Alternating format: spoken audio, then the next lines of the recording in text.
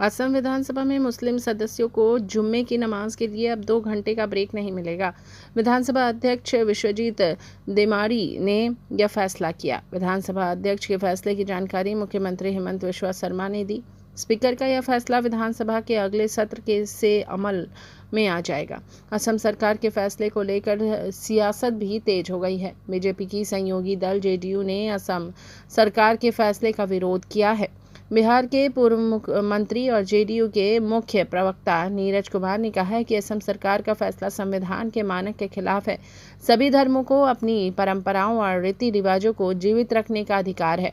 असम के सीएम कहते हैं कि इससे काम करने की क्षमता बढ़ेगी।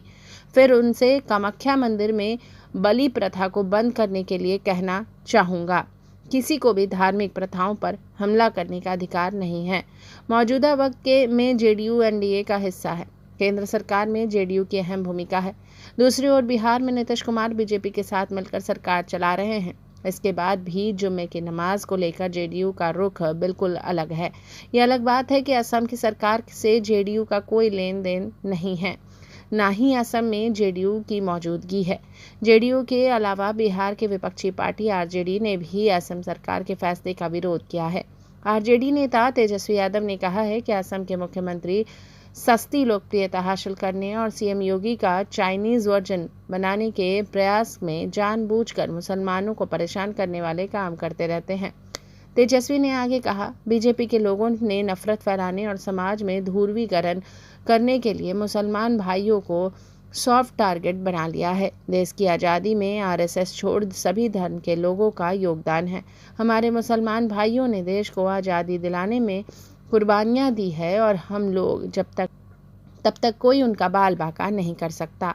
वहीं गुवाहाटी में एआईयूडीएफ विधायक मुजबूर रहमान ने कहा है कि हर शुक्रवार को हमें नमाज के लिए 1 या 2 घंटे मिलते थे।